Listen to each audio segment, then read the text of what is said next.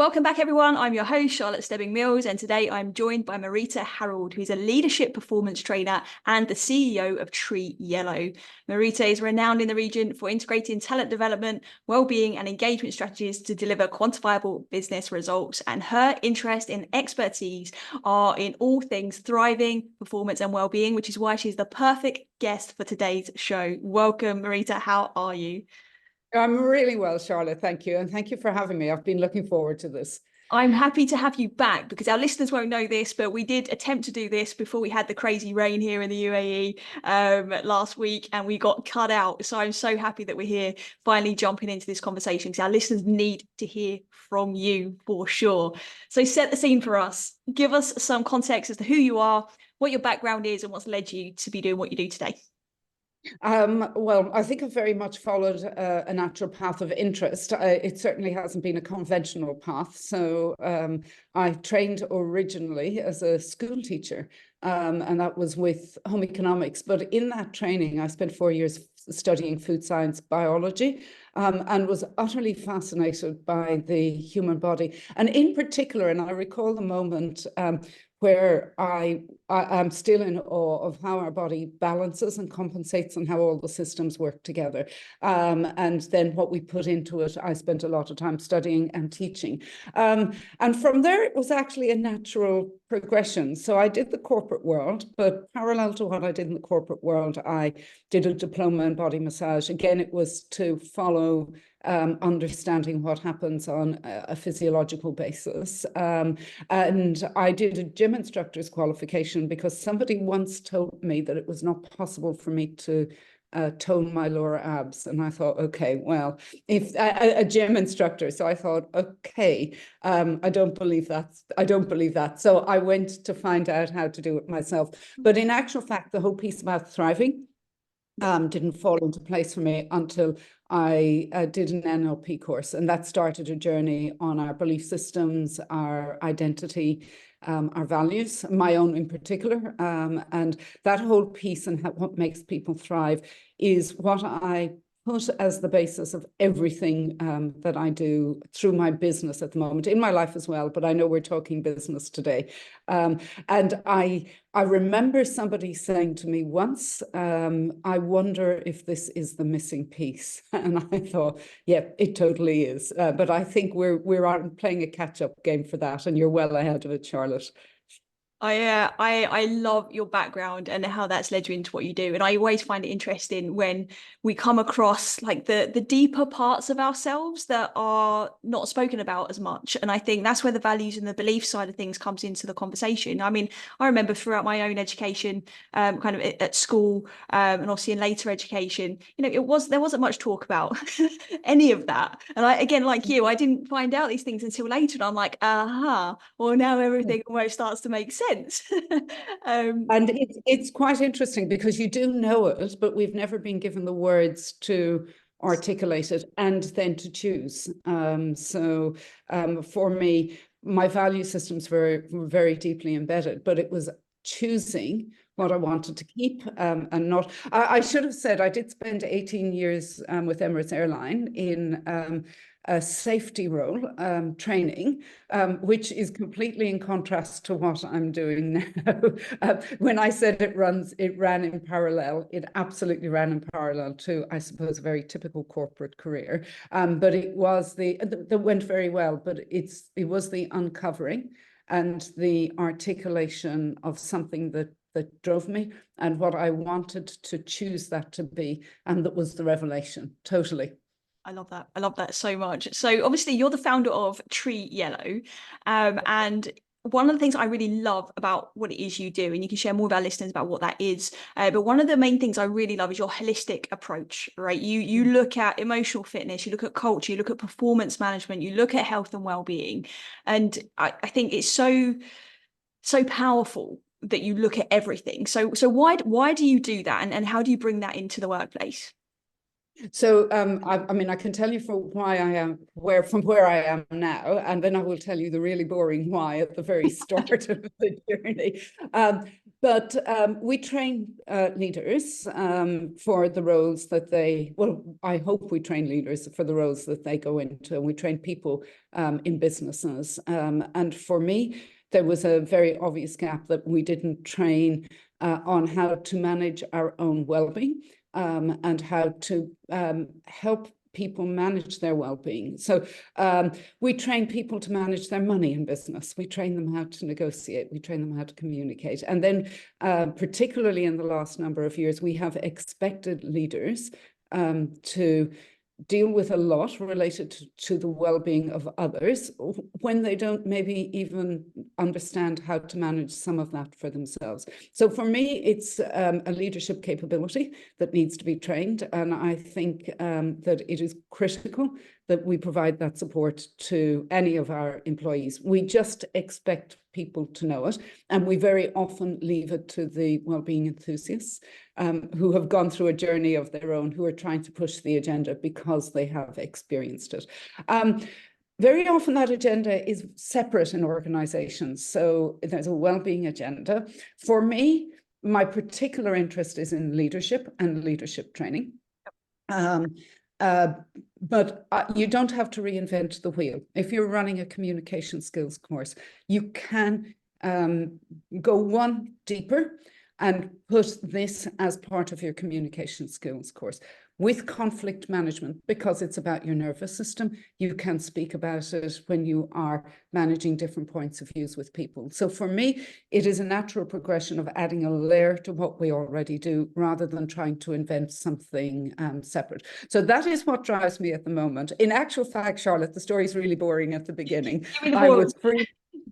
Boring bit. I was freelance training for other corporate training companies, and I wanted to go out on my own, but I needed a USP, something that made me unique. And somebody had advised me, or maybe I heard it on a podcast, because podcasts are a fabulous source of education. That you find three things, and it's that combination that makes you unique. So I thought, oh, okay, I can do the corporate training thing. And I know a lot about physiology and how the body works. And I also, which I'm fairly sure we'll get to, discovered Lego Serious Play. And for those three, I put them together. But it was so that I could continue to freelance and also start to build my own business that was not in conflict with the journey. So that was the boring bit, Charlotte. And I saw, sorry. I was going to say, I don't even think that's boring. So I think it's so important that we all try and find that sweet spot as to what works for us. I mean, we're talking obviously in the case of your business right now, but it's just as individuals. I think if we can pull together those things that almost like support who we are so we can show up authentically doing something that we genuinely enjoy, then again, performance improves, well-being improves. So I think that's totally relevant. So I wouldn't even class that as boring, not at all. I think that's a very important gem and lesson, actually. Well, I suppose it's the if you're looking for the why, it's the how I did it. Yeah. And that was really a very important part of my journey, because I had to sit down and look at my capabilities and really assess them. And interestingly, I was asked recently to contribute to a LinkedIn article. And I gave that piece of advice, and I was surprised at how many likes I didn't know a comment could get so many likes. So that obviously resonated with other people as well. So it was nice to be able to share that. Yeah, absolutely. Thank you so much for sharing it here as well. So you've we're going to talk about the play part of what you do very shortly. But when I was doing kind of the research ahead of this podcast, I saw obviously you've experienced your own burnout as well. And I'd be really curious if it'll be okay for you to perhaps share a bit of your kind of your journey around burnout, and then perhaps how that might have also played a part in what you deliver today, if at all. So I was very deeply invested in my own well-being before this happened. And I don't really think about it in the way it's spoken about right now, because I uncovered an article, it was in 2012, and remember sharing it with our group, and nobody had heard the word burnout. So now every other post on LinkedIn is about burnout, right? Burnout. And in actual fact, just to digress very slightly, it was when I heard the concept of Rustout that the whole thing began to balance for me. So it's not just that we are overextended, but very often we're underextended, that there is a part. I'm a fan of stress, positive stress followed by rest and recovery, which is the piece I did not understand. It is really good. So if you don't have that positive stress, you rust out. And if you are overextended and in a state of chronic stress all of the time, then you have the burnout. But for me, I was traveling a lot. I was in a long distance relationship, so my sleep suffered. I spent a lot of time on airplanes, and I was going through a change at work. And wanted to prove myself. So I was working very hard to do that. And one of the things I have since discovered is that it is people, I suppose, of my stereotype, who want to achieve, who will push themselves, that you very often miss that sign of when it becomes a problem. You just think they're actually striving, and that the line between where it is productive and where it is problematic is actually very fine. And I didn't understand that line. So my food changed, my exercise suffered. I now know the words are that my values were revised, because you do actually through burnout revise your value system.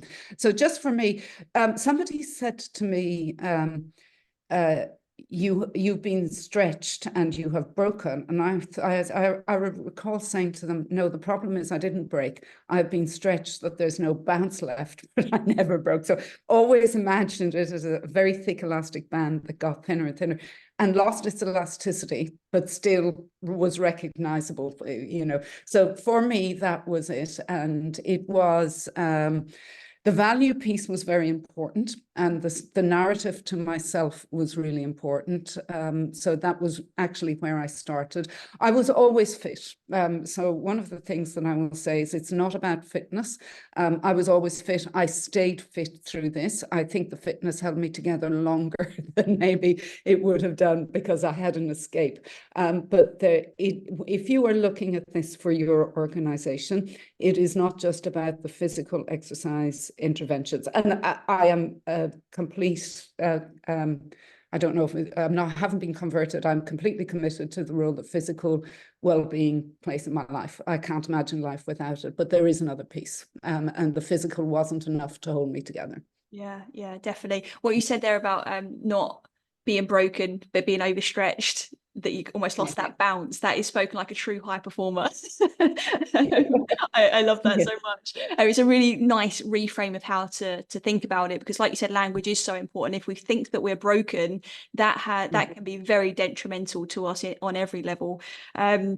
Just want to echo what you said there about the physical interventions as well. I mean, my background is very much from the health, fitness and wellness space, and it was very much all around exercise and nutrition. If you get those two things right, then life is wonderful. And then when I hit burnout and hit my rock bottom, I was like, well, I don't understand, because I've been exercising, I've been eating well, and I was so confused. There wasn't enough attention paid to mental health, emotional well-being and deeper understanding of self. So I think when we start to look at well-being as individuals, but also as an organization, we do need to start looking at the whole person.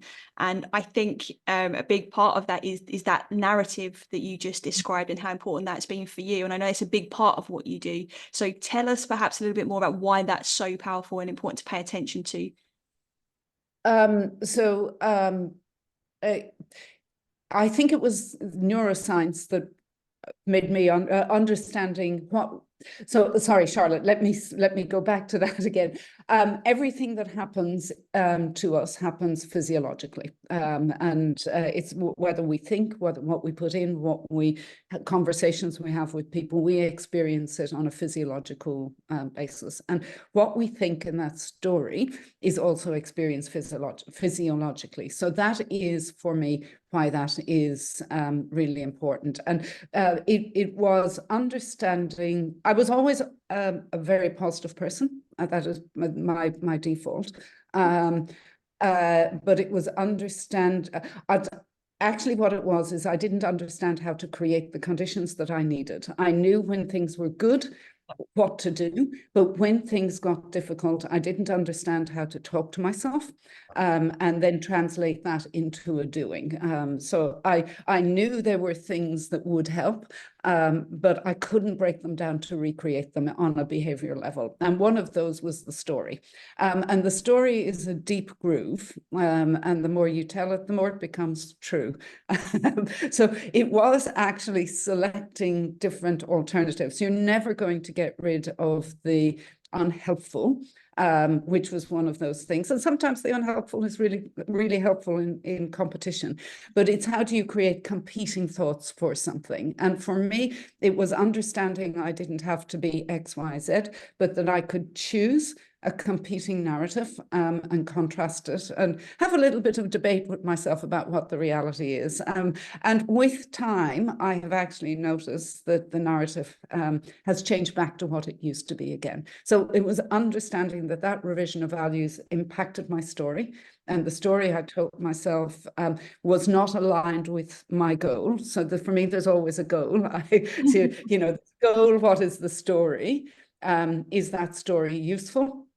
And can I edit the story? And of course I can edit the story. And those four things were really powerful for me, because everything is contributing to an outcome. And if I understand the outcome I want to create, and again, that was going a little bit further, who did I want to be?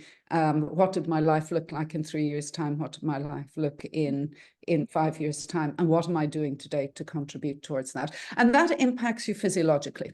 Once you start to rewire the thoughts, there's something else happening in your body. Yeah. A book, The Biology of Belief, Bruce Lipton, was something that captured me very early on.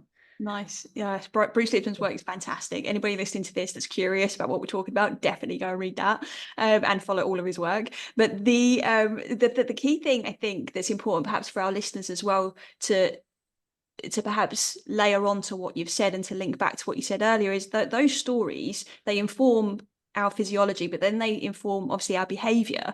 So when we are then communicating, for example, in the workplace, like you said, like that, then we're going to be influenced by that voice somehow, right? Sometimes it's resourceful, sometimes perhaps not resourceful. So the fact that you then used the example earlier of like linking the nervous system and kind of going that layer deeper within what you're training people on, that starts to bridge the gap and connect the two. Is that right? Yeah, so for me, the nervous system is very underrated and not spoken about enough.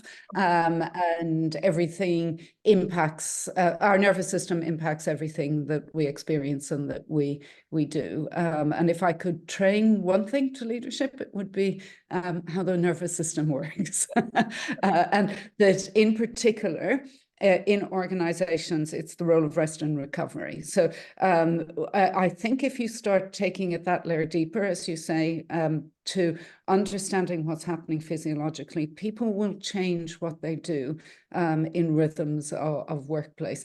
The concept of balance is one that I get asked about a lot. And I think people see balance as static. It's actually dynamic. So I don't tend to use the word balance. I use dynamic equilibrium. And sometimes your equilibrium is like, it's always, it's never this. Yep. It's on really good days, it's this. But in life, this is what it is.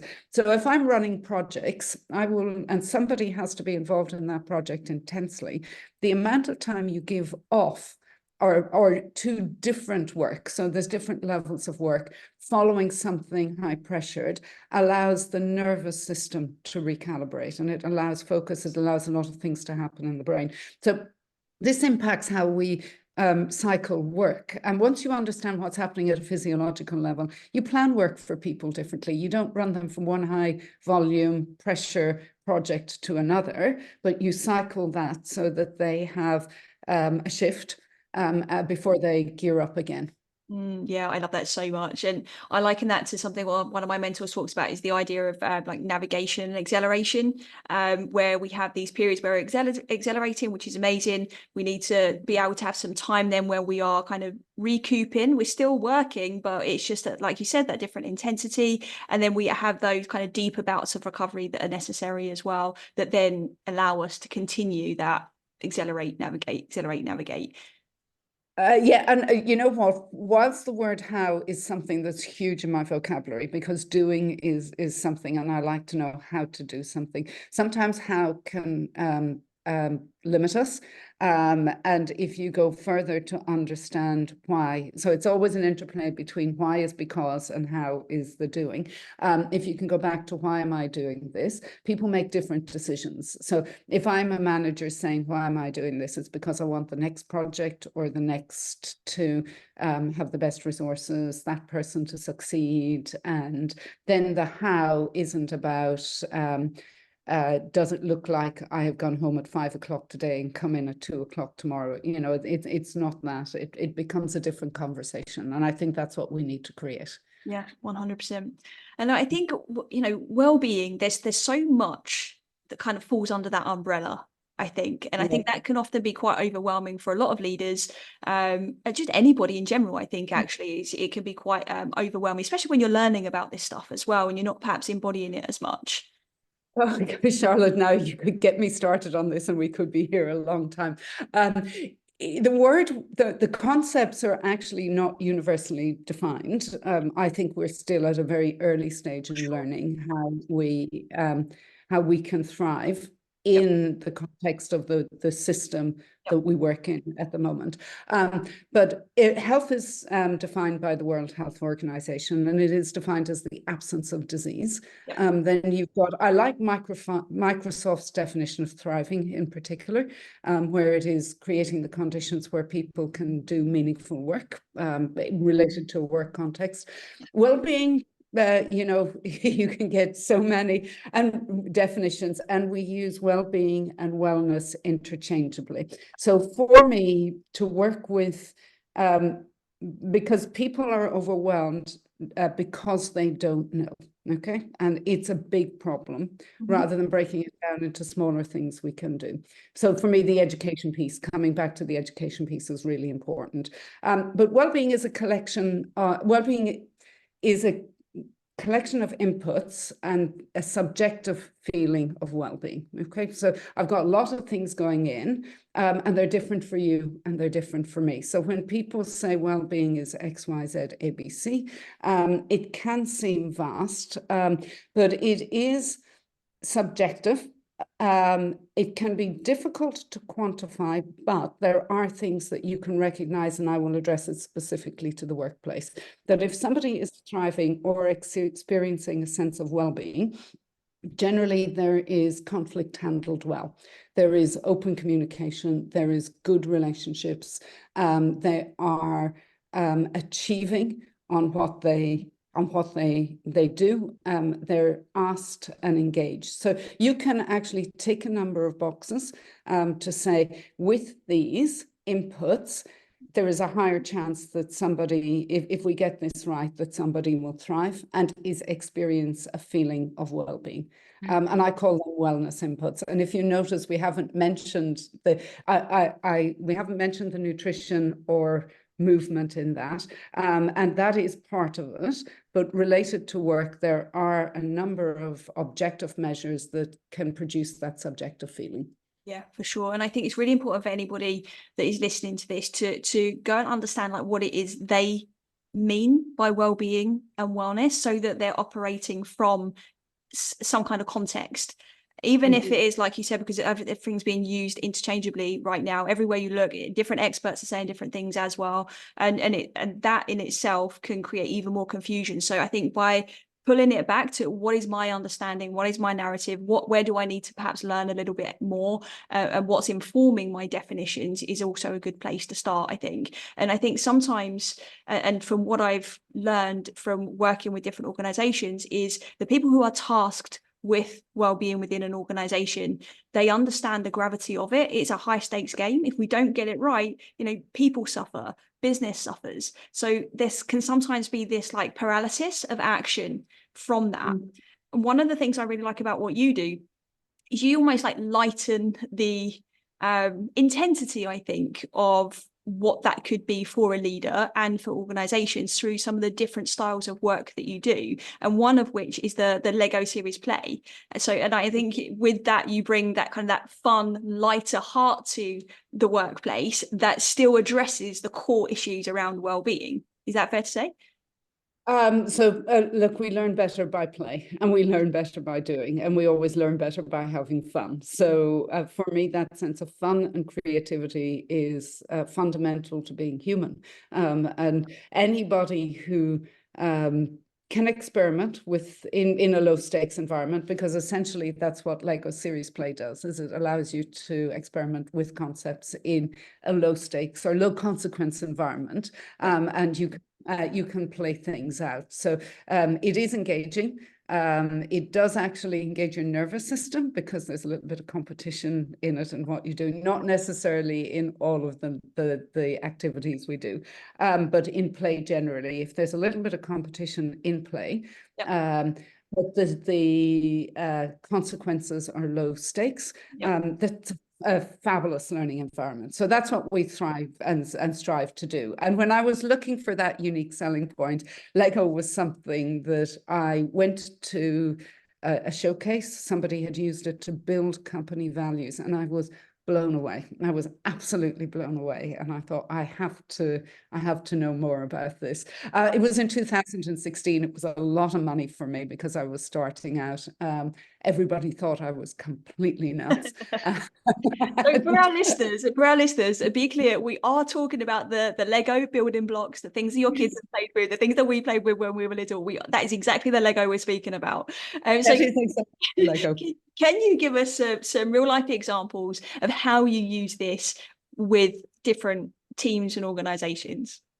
Yeah, so I've got some of my favorite ones. Let me tell you very quickly what the process is. The process is that I would sit with you and say, what do you want to know about from your team? So it is a communication methodology.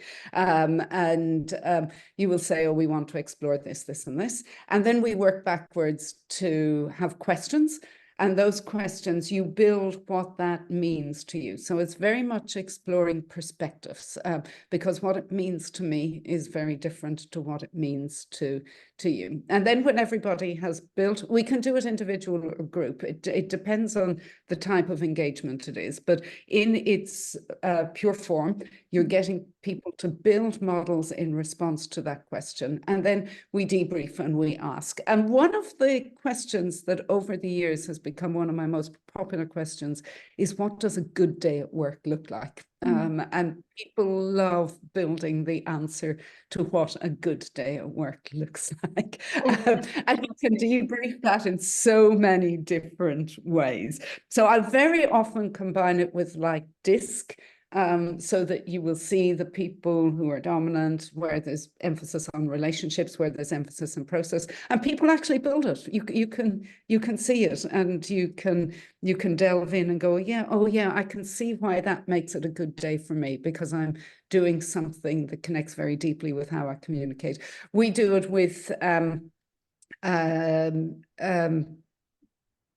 sorry, I've had drawn a complete blank on where I was going to do with that. So DISC, we will use the good day at work to explore psychological well-being. So am I achieving? Is there positive relationships in that? Is there meaning? Am I engaged? So the debrief model is separate to the actual build model. But that question is phenomenal, and people love building it. A wider question we will ask is, what does a good day look like for you? So we're taking in outside just the very narrow work confinement. And then what companies can do is they can take that information and help create bits of good days for people. So the context is when you go to work and you feel like that was the best day ever, and I was working to my strengths. Oh, that's what I wanted. We will often use it with Strengths Finder as well. So it works very well with Clifton Strengths Finder.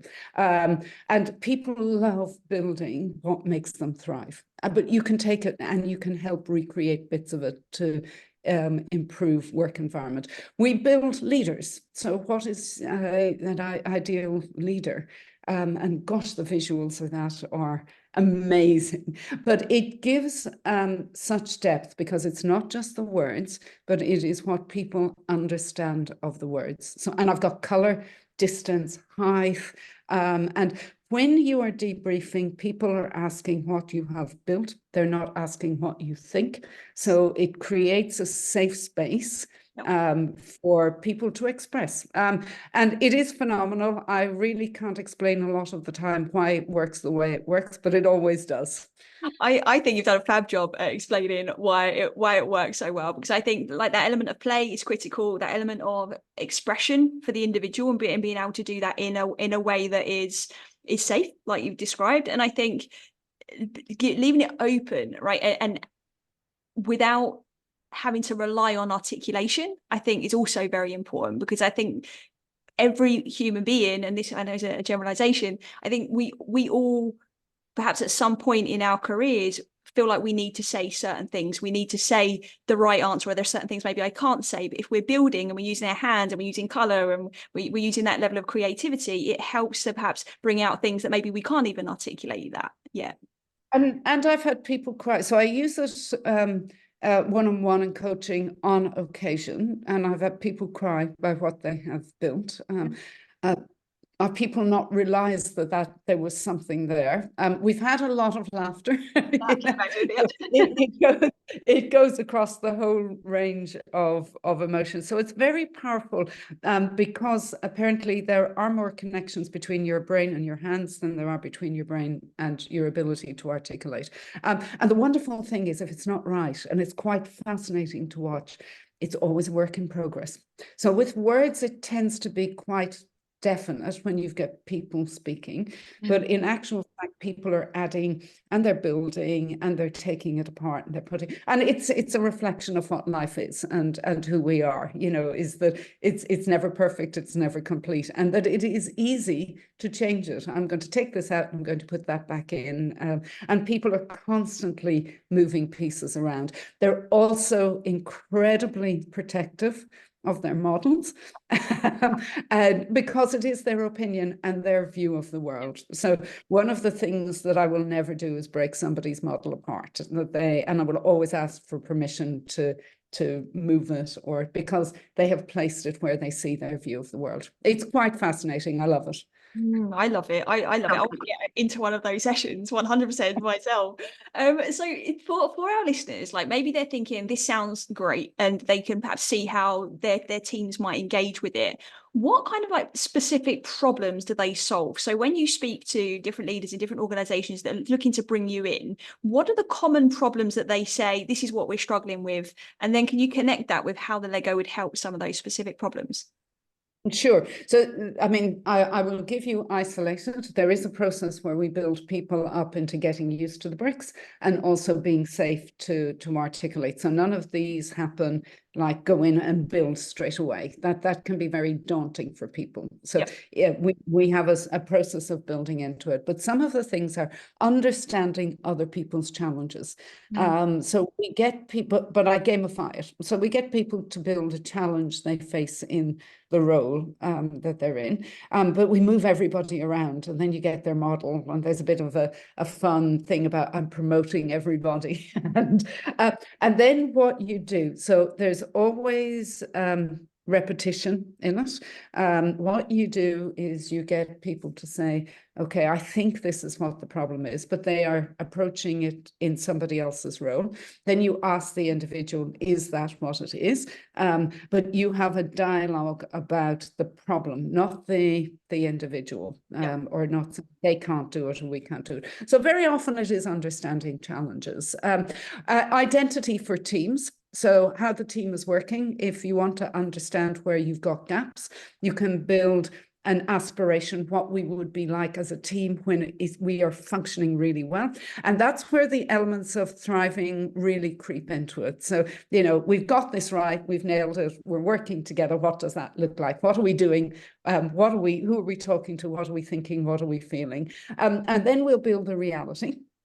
And it's actually interesting because you can see sometimes how far things and people are from each other, and you can do a gap analysis. So it is actually work that you do already. It is just a different approach with doing it. It's fabulous for building leadership. What do we want to our leaders to aspire to be in the organization? So you actually can build that ideal leader and move things around for what that looks like. Very often it was originally a strategy tool. So what I have done for the last 2 weeks, and because the Lego has been very busy for the last 2 weeks, has been building vision and mission. So it is in terms of, and particularly with founders of businesses, mapping out what that vision or aspiration is for the business. So essentially all you need is a shared context. And then if I understand what your shared context and what you want to achieve, we work backwards for questions. You know, for leadership, it may be you're leaving the organization having spent 10 years here. What do you want people to be saying about you? Yeah. And then we do that so that you can create the behavior, and it's coming back to creating the behavior. So leadership, teams, team dynamics, it's great fun for team building, but that's not really where its power is. Its power is in smaller groups and individual, building values, building guiding principles, and creating commonality. Nice, fantastic. It's brilliant. It's really, really brilliant the work that you're doing. I think I'd be curious to understand from your side, how would you for sure, I think the answer is going to be it depends. But because it usually, I don't know. Usually it is I don't know. how do you typically roll this out within organizations? Because obviously it depends on the type of work that you're doing, right? So if it is vision, mission, you know, leadership have to be in those conversations, in those sessions and in those kind of workshops. But would you like bring this straight in for perhaps lower level employees? Would you prefer to start with leadership? Like, to talk to us about how that works, because I think sometimes there is a bit of a delegation. It's like, okay, we're going to do this for this team, and then somebody else somewhere in the organization that may need it the most, it might be neglected. It depends, Charlotte. I knew it would. Absolutely. Or I don't know. There are certain things that I will want to understand. Are the organization open to hearing what will be said? Because it will uncover whatever you wanted to uncover. And I also need, so this can do harm if it's not handled right at that level. So it is not for everything. So my approach is very much understanding, do you want to deal with what will come up? And if you do want to deal with what comes up, then Lego is actually a great methodology. If you don't, there are other ways we can approach the conversation, but there's no point in asking people and it is very emotional. There's a huge emotional connection to it. So when you ask people and you don't do anything about it, you know, so that is one of the things. It doesn't matter what level that you start with, because every team will have a problem or a common situation. The other thing is that nobody can sit on the sidelines. So if you're a manager that wants this for your team, you have to build. Or you're not in the room. So I'm very naughty about that as well, that if we're using it, you don't sit back and you don't judge or observe, you become part of it, because it is the leveling that everybody is working. I have a perspective, and all of these perspectives feeds into how we interact. So really they're the two things that would be my consideration when I'm approaching it with anybody. And going back to where we started with this, you know, it's about engaging people, it's about people thriving. And you will do exactly the opposite, and the impact on somebody's well-being when that happens to them, and their sense of who they are and their sense of worth is I think underestimated. So I'm always very careful that it doesn't negatively impact the people that we work with. But yeah, they're the two questions. And then sometimes I will say, I don't think this is for this engagement. And but very rarely, because people who come and explore this really want to solve whatever issue it is or hear voices. Yeah, I think that's so important what you lead with in that questioning, to be able to give a, an honest perspective. Is this for you? Is it not for you? But one thing that you said there that I think is really important, because in my observations, I think this is often where a lot of wellbeing programs fall down, is organizations will ask their employees how they feel, and they'll get them to do surveys, they'll do all of these things, and then there's no follow through. So then the next time they come to ask them, there's no buying at all. It's like, what's the point in me even telling you? So that engagement piece is completely like squashed from the start. So the fact that that's a core piece of your like setup process is vital. Absolutely. And I would relate that back. I am a fan of the work of Dr. Martin Seligman. He's the father of positive psychology. And from a model that's really useful for organizations, the model of psychological well-being by Martin Seligman, the PERMA model, positive emotions, engagement, relationships, meaning, and achievement. And when you ask people, and you don't follow through, you're impacting a number of those in the negative. So you really want to consider very carefully and you don't have to action all of those things the way people want them actioned, but you've got to have that engagement, that backwards and forwards, that I understand the meaning of what I am doing and where it is contributing. And if you don't have that sense of meaning, it impacts us psychologically, which impacts us physiologically. And then we're trying to solve the problem with an app and a yoga class, Exactly. Exactly. Yeah. Oh, Marita, I could sit and speak to you for probably days about this easily. We will, I have no doubt, but maybe not today. Maybe not today. We give our listeners a break as well. So, just a quick one. Like, what haven't we spoken about today in this context that you feel like our listeners like really need to hear or consider? And it might be a summarization of some of the things you've already said. It might be something brand new to kind of just provoke some thinking. I think for organizations who are looking to improve well-being, be very discerning about how you think about well-being providers.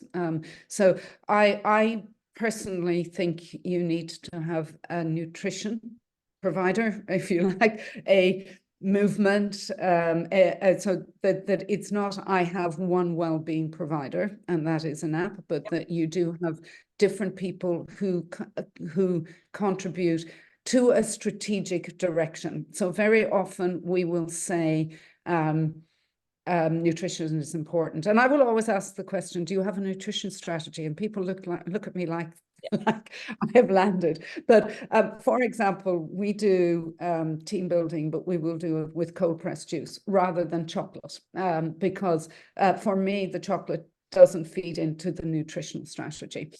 When we put people in learning environments, we do our very best to give them the hugest sugar spike before we get them to learn, which causes a dip. Exactly. So, do you have, or with meetings, when people go into meetings and they haven't eaten, or do you have a nutrition strategy? Do you have a movement strategy? That it's not I have one thing that's random, but it is feeding into what we do. So I would say set strategic goals and make sure that you've got experts that help you reach and achieve those strategic goals, and break it down.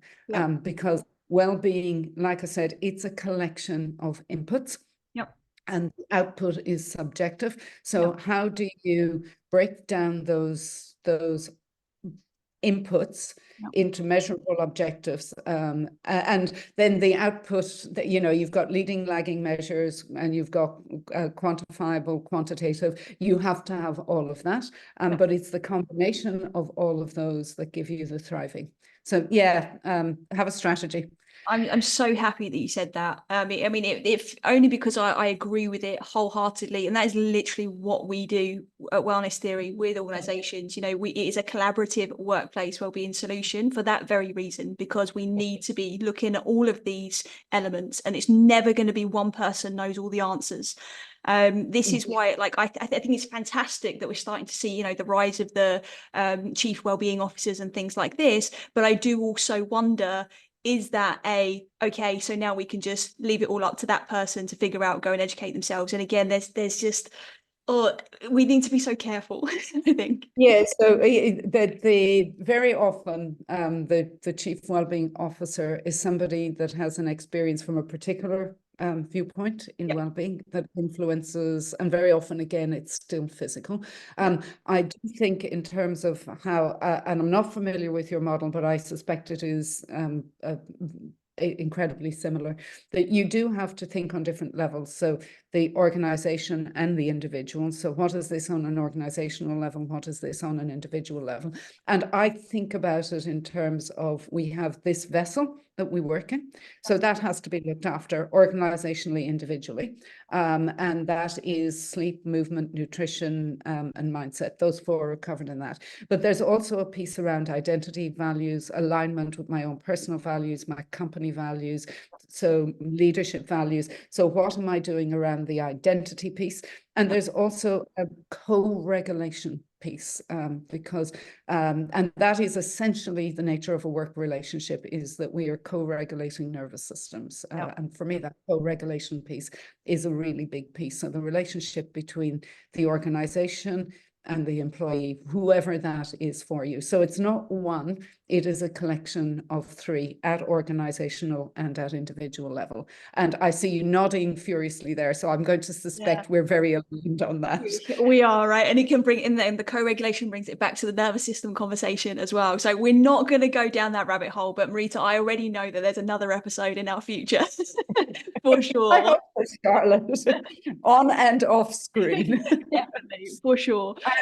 If I may, it's just not static. And what works for you today does not work for you tomorrow. So in organizations, I think really as a leader, your role is to understand and provide the environment where people can thrive. They have a responsibility. It's one of the questions I'm asked a lot. How do I do this for people? You don't. You create the conditions where people can thrive. You create conditions for yourself to thrive. Sometimes it's this, sometimes it's that. It's always an interplay. We're always learning. But if you're feeling, what do I do? It is, have I created conditions where people find meaning, achievement, can look after themselves personally, are aligned, have that relationship where we can balance with each other. And as a line manager, I think very often people get bogged down in the, how do I send people texts? And that is oversimplifying it. But I think as a leader, the useful way of thinking of it is, how do I create conditions for people to thrive? Yeah, brilliant. Well said. Well said. So Marita, where can our listeners follow you to continue the conversation and follow your work? Okay, so I personally on LinkedIn, I am the most active. And other than that, Charlotte, I'm going to have to take a lesson from somebody in social media, because I have been very lax on that. I do have the usual platforms, but the one that I am most present on is my own personal profile on LinkedIn. Marita Harrold. I used to be the only Marita Harrold on LinkedIn until very recently. Now there are two of us and we're in the same family. Oh, wow. Fantastic. Well, we'll make sure your link is in the show notes, so you are very easy to find for our listeners. I have one last question for you, Marita, and that is, as you know, for every listen this podcast gets, a donation will be made towards one of the 2030 Sustainable Global Goals, and the goal that you've chosen to support today is Global Goal 4, which is quality education. So I'd love for you to just share why is this goal so important for you, and why perhaps should we be paying a little bit more attention than perhaps what we are? So my answer to that is that all of the answers are all needed. It's very hard to pick one. So all of the problems are, if we want to call them problems, but what we're aiming towards are all important, and all of the solutions are equally valid. I just happen to be invested in education. That is why I have chosen that one. I think when people are able to learn for themselves, and that we empower people with knowledge, that you can start to make different choices for yourself.